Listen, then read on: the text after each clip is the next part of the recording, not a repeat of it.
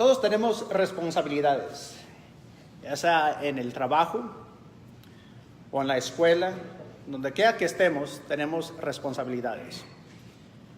Aún yo como cabeza de la casa, en mi casa, mi esposa me ha dado responsabilidades. No me da pena reconocerlo, yo tengo responsabilidades. La primera responsabilidad que tengo es ser cabeza de la casa, de cuidar de mi familia, de asegurarme de que hay ingresos, que tengo trabajo y que estoy manteniendo la familia como debe ser, de que estoy guiando a la familia como Dios lo manda, de que estoy cuidando de mis hijas, y de que estoy cuidando de mi esposa, amándola y dándole el cariño en su lugar, y que saco la basura cada miércoles por la noche y que regreso el bote de basura cada jueves por la mañana. Tengo responsabilidades en la casa. Y en la iglesia todos tenemos responsabilidades también. Habemos algunos que decimos, o que quizás hemos tomado la actitud de que soy muy viejo o muy anciana en la iglesia, ¿y qué puedo hacer? Ya se me pasó el tiempo, no puedo hacer nada. Pero la Biblia nunca habla de eso. La Biblia enseña que todos tenemos responsabilidades. Hablar de iglesias locales en el Nuevo Testamento es dejar en claro de que hay iglesias locales, pero también hay lo que se llama la iglesia universal. Y quiero hacer una distinción. La iglesia universal, del cual se habla ahí en Hechos capítulo 2, por el versículo 46, 47 por ahí, donde aquellos que se estaban convirtiendo, que Cristo estaba añadiendo a la iglesia a diario. Esa es la iglesia perfecta. Perfecta en el sentido de que Cristo es el que añade a la iglesia. Cristo es el que conoce los corazones de aquellas personas. Y Él es el único que puede quitar de la membresía de la iglesia universal. Porque es, otra vez, el único que conoce los corazones de quién es realmente fiel o infiel. Pero de la iglesia local, por ejemplo, en el libro de Apocalipsis se habla de las 7 iglesias que estaban en Asia.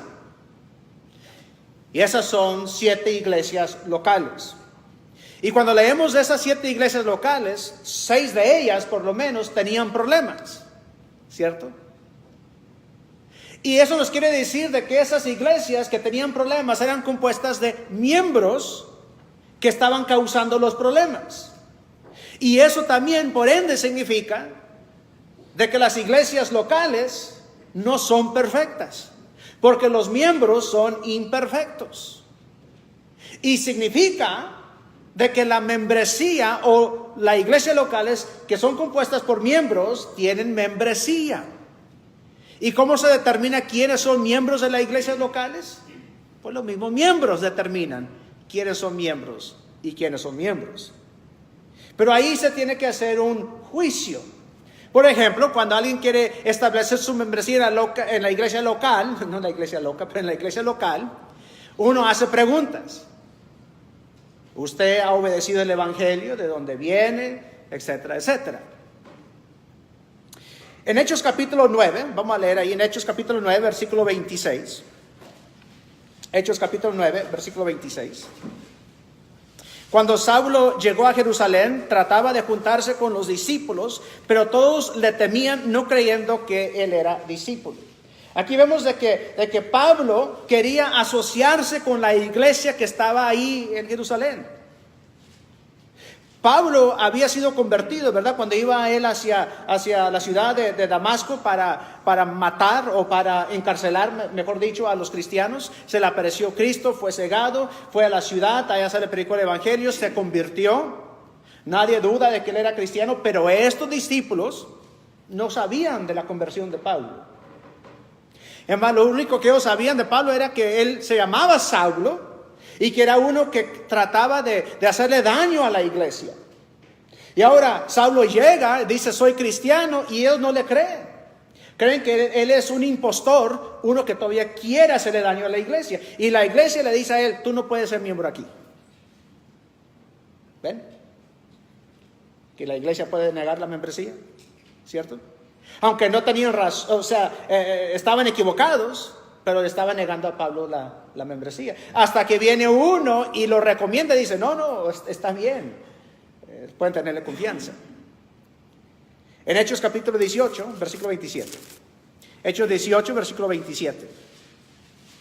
Cuando Apolos quiso pasar a Acaya, los hermanos lo animaron y escribieron a los discípulos que lo recibieran, y cuando llegó ayudó mucho a los que por la gracia habían creído. Tenemos un ejemplo de que este hermano, Apolos, cuando él fue a Acaya, la iglesia le dio una carta de recomendación diciendo es un hermano fiel y ustedes harían bien en recibirlo. Entonces también se pueden mandar cartas atestiguando de la fidelidad de un hermano. En Romanos 16, el apóstol Pablo escribe acerca de nuestra hermana Febe. Romanos 16 y versículo 1. Romanos 16, versículo 1, les recomiendo a nuestra hermana Febe, una diaconisa de la iglesia en Cencrea. La palabra diaconisa aquí significa nada más una hermana que ha dado de su casa, ha dado de sus bienes, una hermana que da su servicio a la iglesia, no como un puesto, para que la reciban en el Señor de una manera digna de los santos y que la ayuden en cualquier asunto en que ella necesite de ustedes. Pablo dio una carta de recomendación para que la iglesia la recibiera a ella como una hermana fiel. ¿Sí? Entonces, en cuanto a la membresía, se requiere que uno establezca su membresía en una iglesia local. ¿Ven eso? Es necesario. Pablo lo hizo, Apolos lo hizo y nuestra hermana Febe aquí también lo hizo. ¿Para qué debo yo establecer mi membresía en una iglesia local? ¿Cuál es la razón? Bueno, vamos a leer en Hebreos capítulo 10. Hebreos capítulo 10. En el versículo 24. El contexto del texto es para animar y fortalecer a los demás en vista de la persecución que se estaba llevando a cabo en la iglesia del primer siglo. Hebreos 10, versículo 24. Consideremos cómo estimularnos unos a otros al amor y a las buenas obras. ¿Sí? Noten eso. Hay que considerar, hay que pensar en cómo puedo yo ayudar a mi hermano o a mi hermana a hacer buenas obras. Versículo 25, ¿cómo hago eso? Noten el versículo 25, no dejando de congregarme o de reunirme como algunos tienen de costumbre. De congregarnos, mejor dicho, no dejando de congregarnos de la congregación, vaya la redundancia, pero es lo que significa, no dejando de congregarme con la iglesia, con la congregación. Se refiere a la iglesia local. ¿Para qué? ¿Para qué me debo congregar? ¿Cuál es el motivo? Versículo 24. Para estimular a mis hermanos a hacer buenas obras, para ayudarnos mutuamente el uno al otro. Y si yo no me congrego, no estoy cumpliendo con, noten la palabra, la responsabilidad en la iglesia local que tengo para ayudar a mi hermano o a mi hermana a hacer buenas obras. Noten el versículo 22. Versículo 22. Acerquémonos con corazón sincero. Voy a mencionar algunas palabras. En el 22, la palabra que yo tengo resaltada en mi Biblia es acerquémonos. En el 23 la palabra resaltada es mantengámonos o mantengamos. En el 24 consideremos. Y en el 25 no dejando de congregarnos. En el 26 porque si continuamos en pecado. Y en el 27 sino cierta horrenda expectación. Todas esas palabras van pegadas con la misma idea. Primero, acerquémonos con corazón sincero, en plena certidumbre de fe, teniendo nuestro corazón purificado de mala conciencia y nuestro cuerpo lavado con agua pura. Y mantengamos firme la profesión de nuestra esperanza sin vacilar, porque fiel es aquel que prometió. Y consideremos cómo estimularnos unos a otros al amor y a las buenas obras, y no dejando de congregarnos, como algunos tienen por costumbre, sino exhortándonos unos a otros, y mucho más al ver que el día se acerca. Porque si continuamos pecando, uno de los errores que muchos predicadores cometemos cuando exhortamos a los hermanos que no se están reuniendo, citamos Hebreos 10:25, mira ahí está, no dejan de congregarnos, y luego el versículo que sigue, porque el no congregarte es pecado. 26 dice, es pecado, si continúas en pecado porque no te congregas. No está diciendo eso el apóstol Pablo, o el apóstol que escribió Hebreos. El no congregarse lleva al pecado. ¿Por qué? Por la presente persecución, por el problema que lleva, por los problemas que carga en no dejar de congregarse. ¿Cuáles problemas? Se enfría el corazón, la espiritualidad, fallo a mis hermanos, lo desanimo a ellos, causo tropiezo. Ya ven. En el 25 dice, no dejar de congregarse, como ya algunos tienen la costumbre de no hacerlo. Y aquellos que tienen la costumbre de no congregarse, ¿qué han causado ellos? La poca levadura está levando toda la masa. Y ahora están ellos animando a otros a que no se congreguen. Y si la iglesia es la verdad, el baluarte, la firmeza de la verdad, para predicar el evangelio y llevar la palabra a nuestras comunidades, y no se están congregando, la iglesia se ha hecho algo inútil. ¿Ven eso? Versículo 26. Porque si continuamos pecando deliberadamente después de haber recibido el conocimiento de la verdad, ya no queda sacrificio alguno por los pecados, sino cierta horrenda expectación de juicio y la furia de un fuego que ha de consumir a los adversarios. Cumplir con mis obligaciones es la razón de por qué yo debo reunirme. Es una de mis responsabilidades.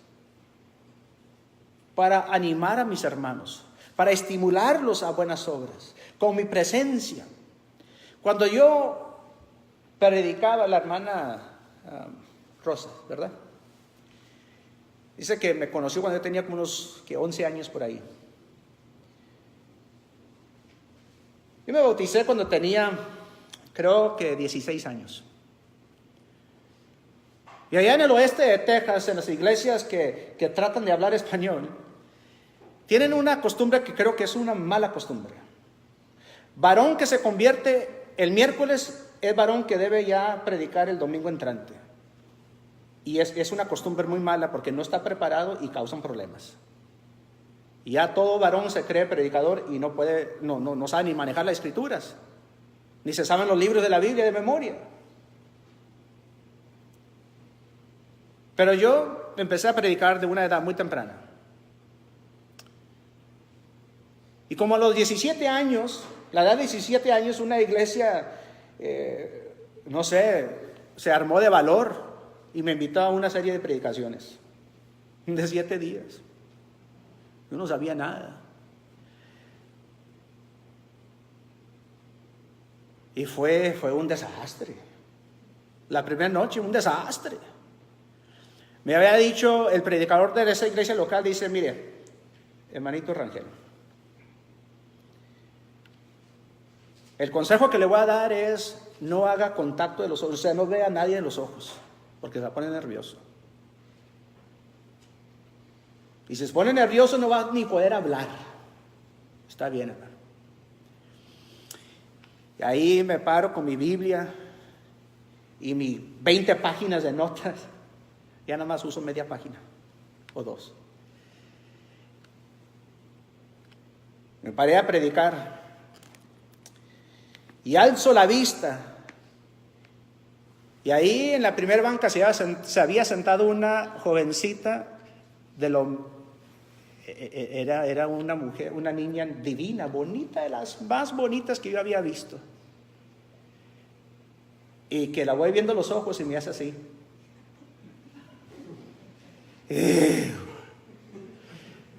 Empecé a tartamudear.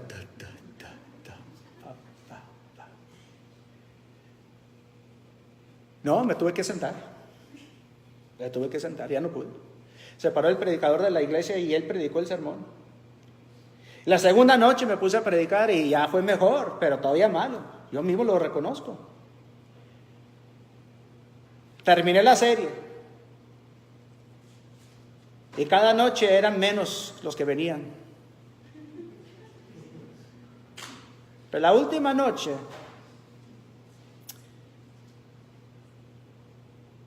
una hermana ancianita, tenía ya unos 87, 88 años. Ella llegaba tarde cada noche, 10, 15 minutos tarde. La última noche ella me dice: hermanito, quiero decirle algo. Yo pensé, otro regaño, porque me habían regañado toda la semana. Dice, quiero decirle algo. Yo pensé entre mí, ¿qué podrá decirme esta viejita? Llega tarde, se duerme.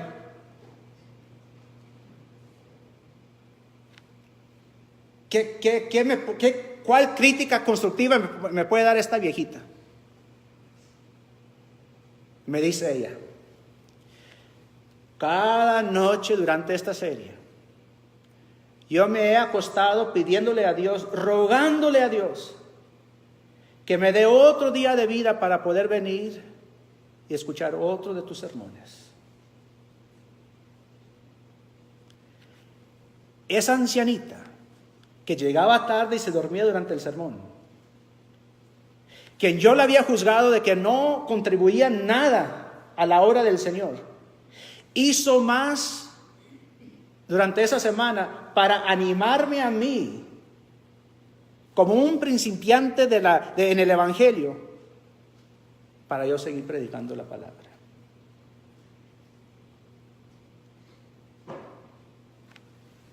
Ella cumplió con su responsabilidad a esa edad. ¿Qué puedo hacer yo? Y a esa edad ella hizo mucho, ¿no? Pero otra responsabilidad que tengo en la iglesia es contribuir económicamente. Habemos algunos cristianos que nos portamos como los niños cuando nos enojamos,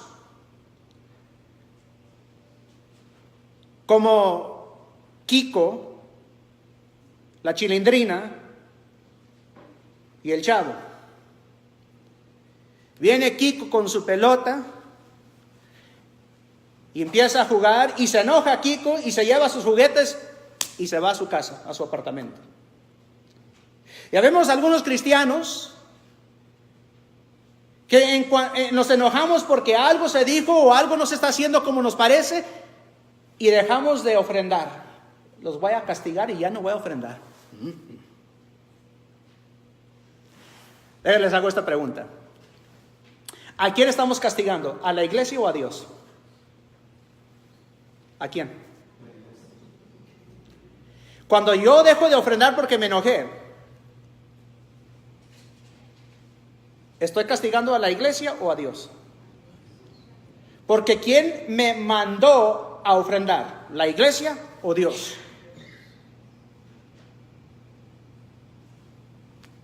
¿Verdad?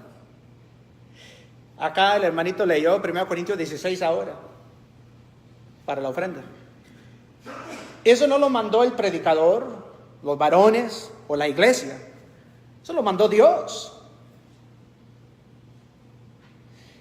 Y cuando la iglesia decide de usar la ofrenda según la Escritura lo manda, para la evangelización o apoyar a un predicador en un lugar, y alguien aquí un miembro no le gusta o no está de acuerdo, y dice, y para castigarlos yo ya no voy a ofrendar.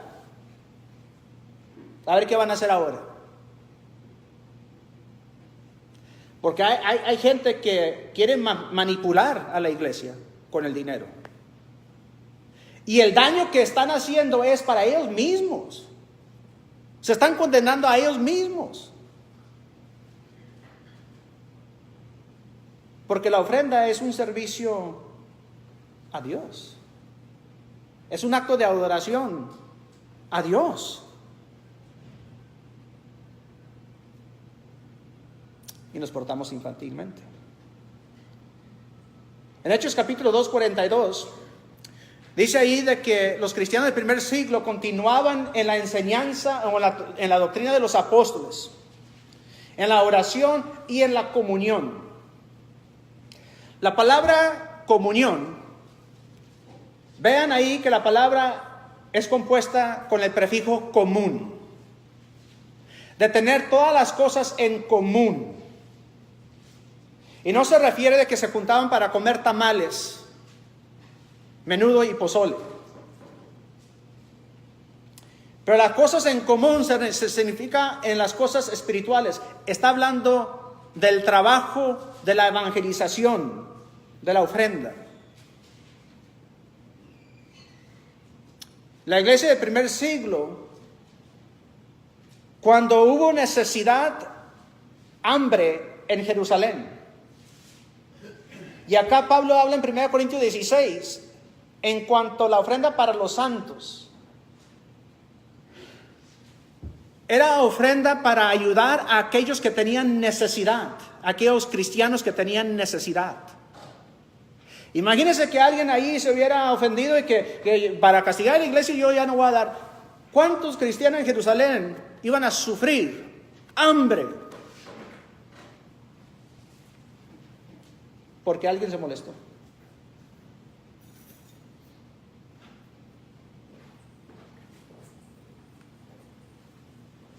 La contribución económica es como la iglesia funciona.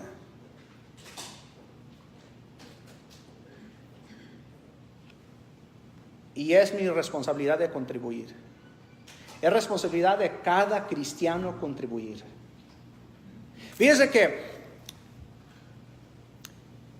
en el Antiguo Testamento Dios mandó que se diera el diezmo, ¿verdad? Que es el 10%. No el 10% de lo que sobraba, pero el 10% de la primicia, de lo primero. Y luego en el Nuevo Testamento, en la ley de la libertad, la ley de Cristo es diferente y dice que ofrendemos cada primer día de la semana según hayas prosperado, y que es una ofrenda del corazón. O sea, nos da la libertad de decidir, de usted y yo decidir cuánto queramos dar, y que sea según lo que yo haya prosperado. Un hermano que ya falleció lo explicaba de esta manera: cuando yo ofrendo y pongo el dinero a la ofrenda, yo en mi corazón digo: Dios, esta es la cantidad de cuánto te amo.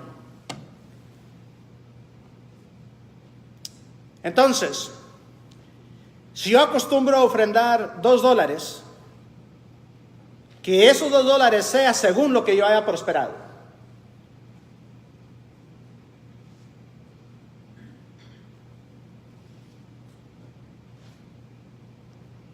Imagínense si Dios nos empieza a prosperar según yo ofrendo. O sea, que lo haga al revés. ¿Cómo estuviéramos viviendo? Que Dios empiece a prosperarme según yo ofrendo. ¿Estuviera crítica la cosa o estuviera bien? Pero Dios nos ha dado la libertad. de yo ofrendar cuanto yo quiera. Pero aquí está el caveat, o sea, aquí está la regla. Según Dios me ha prosperado. Pero en el Antiguo Testamento era el 10%, ahora es según yo haya prosperado. Ahora, la ofrenda es un sacrificio.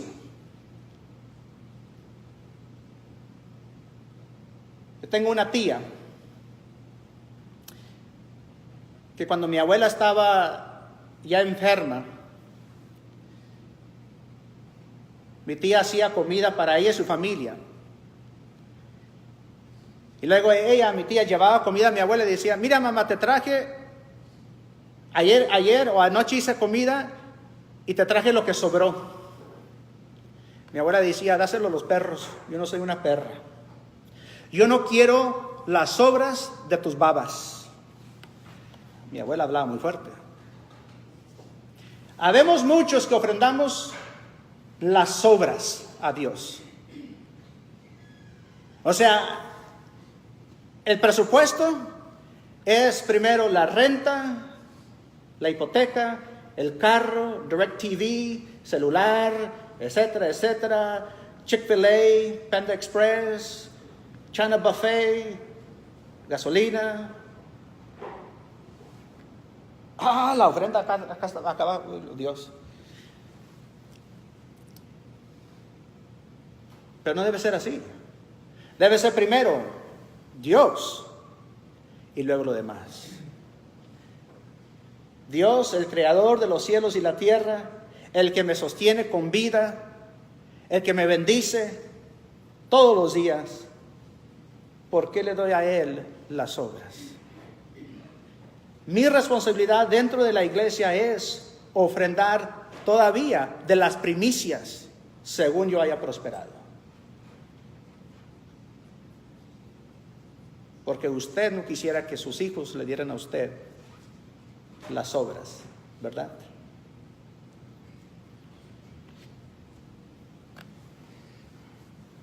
Otra responsabilidad que tengo dentro de la iglesia es considerar a mis hermanos, unos a otros. Y eso de considerar a mis hermanos es de dar la preferencia a mis hermanos.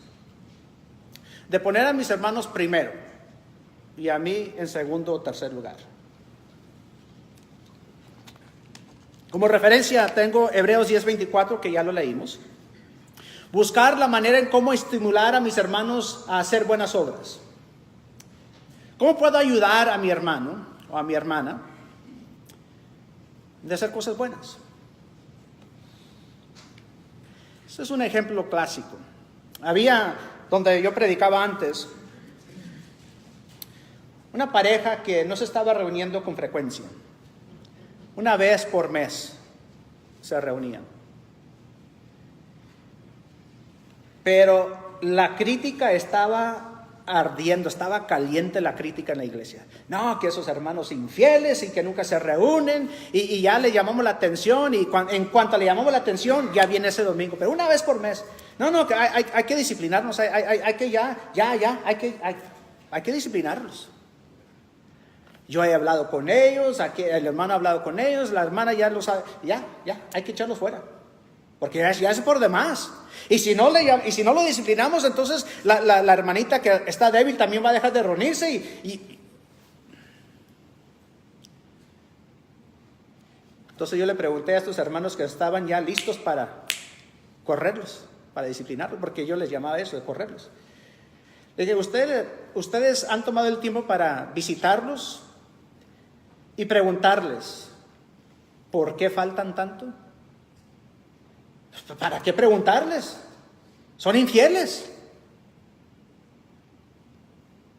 Pero si aman a los hermanos, si nos amamos, deberíamos buscar o indagar por qué faltan tanto. Quizás hay un problema. Pues, ¿cuál problema? Si van a la escuela o van al trabajo, allá no faltan, pero en la iglesia sí faltan. Bueno, hermanos, si hay amor, hay que hablar con ellos, hay que buscar, hay que indagar, hay que investigar por qué. ¿Saben cuál era el problema? Ellos vivían a 35 millas del edificio. Y era cierto, no fallaban al trabajo. Pero el trabajo estaba a 2 cuadras y caminaban al trabajo. Y no ganaban mucho dinero. No tenían para la gasolina. Y aparte que no tenían para la gasolina, se les habían expirado la estampilla de inspección para el vehículo y el registro para el vehículo, y no tenían para pagar eso. Y por eso no estaban viajando. Y tenían ellos la pena de pedir ayuda. Y la iglesia ya estaba lista para excomulgarlos. Yo siempre he sido del pensar que si yo voy a hablar con mi hermano que está en pecado, debo ir con 2 cosas. Uno, para llamarle la atención, y otro con la solución en mano. Piensen en eso.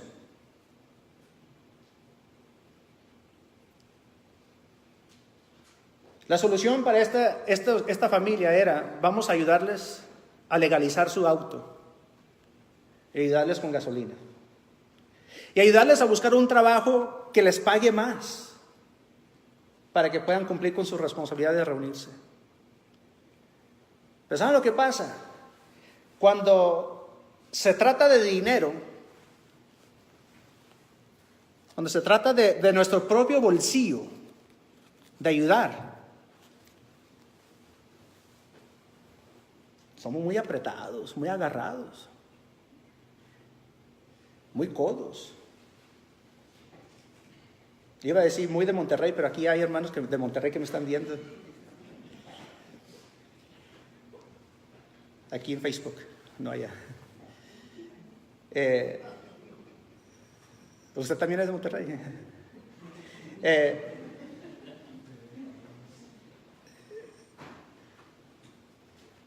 Debemos ir con la solución en mano.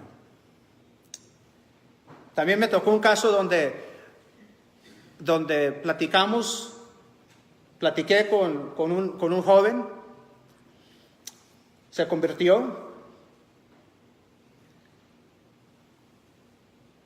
Él era de Centroamérica, y la iglesia donde yo predicaba, en aquel entonces es de habla inglés.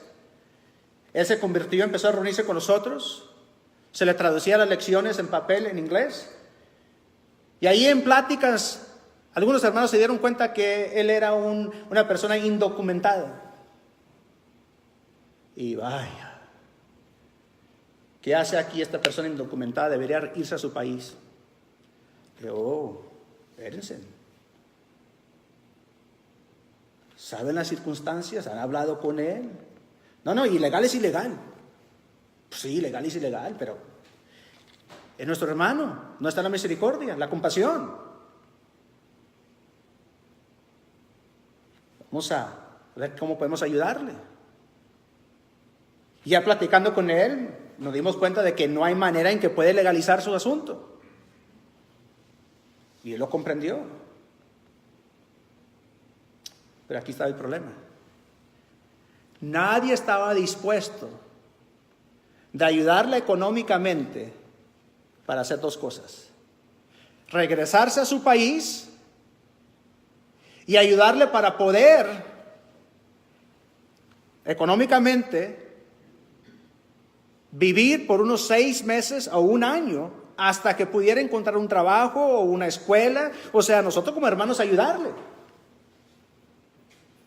Le decía, pues, ¿dónde está la tenemos una responsabilidad, nuestros hermanos, poner a otros primero, ponernos nosotros en su lugar. ¿Qué quisiéramos que hicieran con nosotros si estuviéramos en ese asunto? Ya con estudio y plática, pues los hermanos dijeron, tiene razón. Así como Onésimo, el esclavo que se escapó de Filemón, ¿Qué hizo Pablo? Mandó una carta de la cárcel, le dijo a Filemón: no te puedo ordenar a que le des la libertad, pero te pido que como yo te he tratado a ti, que lo trates a él. La ley de la caridad, ¿verdad? No podemos animar a la gente que viole la ley, pero podemos animar a la gente con nuestra ayuda a que haga lo correcto. Y en la iglesia mi responsabilidad es de ponerme en el lugar de otros que están teniendo dificultades y de buscar cómo ayudarles para poder arreglar los problemas que tienen. Porque esa es la caridad, esa es la compasión, ese es el amor. Mateo 7, versículo 12.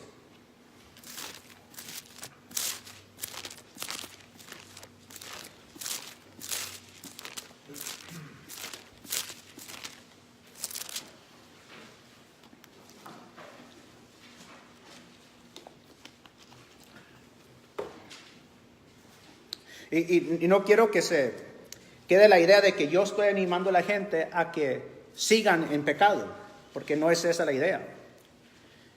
Pero animo a mis hermanos, pensando conmigo mismo, a que tengamos compasión. ¿Recuerdan ustedes cuando le trajeron a Cristo a la mujer que la hallaron en el acto de adulterio, perdón? Y siempre he preguntado, ¿cómo es que estos hombres encontraron a la mujer en el acto de adulterio? ¿Estaban ellos viendo por las ventanas? Y querían que Cristo hiciera el juicio porque la ley de Moisés decía matarla. Cristo les pregunta a ellos, el que está libre de pecado, sea el que arroje la primera piedra. ¿Y qué hicieron ellos? Uno por uno soltó su piedra y se fueron. Cristo no le dijo a esta mujer, no estás en pecado, sino que le dijo, tus pecados han sido perdonados, vete y no peques más. Pero él le mostró compasión y comprensión. Mateo 7, versículo 12. Por eso todo cuanto quieran que los hombres les hagan, así también hagan ustedes con ellos, porque esta es la ley y los profetas. O sea, toda la ley, el espíritu de la ley de Moisés y los profetas es la regla de oro. Así como quieren que los demás lo traten a ustedes, ustedes deben tratar a las personas. Si ustedes quieren que la gente lo traten de buena onda y que sean misericordiosos con ustedes, ustedes también sean así con los demás. Sin respetar razas, culturas, fronteras.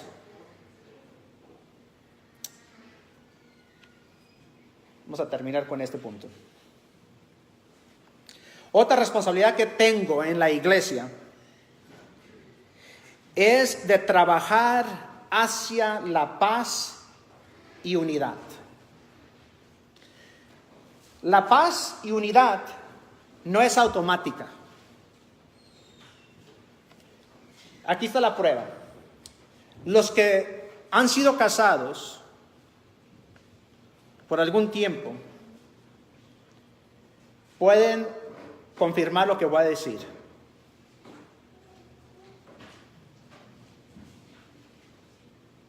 No es fácil. Yo llevo 8 años de casado y lo digo y lo confirmo, y pueden llamarle a mi esposa y ella les va a decir lo mismo. Nosotros no hemos tenido ni una discusión. Ninguna todavía. Pero ella... Ninguna discusión que nos ha separado. No, ninguna discusión donde... Pues, no, ninguna. Pero yo atribuyo eso a que mi esposa es muy paciente y tiene una madre que la crió muy bien, porque yo no soy tan paciente así. Pero de todos modos, para tener la paz y la unidad entre esposo y esposa, se requiere mucho trabajo y comprensión. Para tener la paz y la unidad en la iglesia, donde ya son 20, 30, 40 o 300 diferentes caracteres, diferentes personalidades, se requiere mucho trabajo. En cuanto, dice Pablo, en cuanto depende en ti, haz todo lo posible para estar en paz con todos. ¿Verdad? Los que tenemos la sangre latina, en ocasiones queremos defender nuestro mal comportamiento en decir, es que así somos de pocas pulgas, no me busques porque me vas a encontrar. No hay excusa para mal comportamiento, nunca lo ha habido. En cuanto dependa en usted, en cuanto dependa en mí, hay que aprender a trabajar juntos y estar en paz.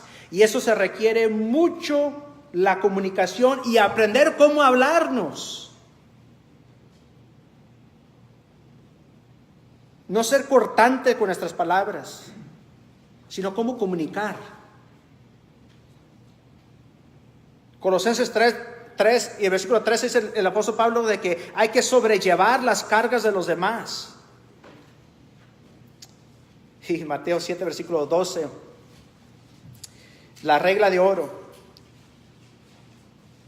La regla de oro, yo la explico de esta manera. No seamos burro cabezones. No seamos obstinados.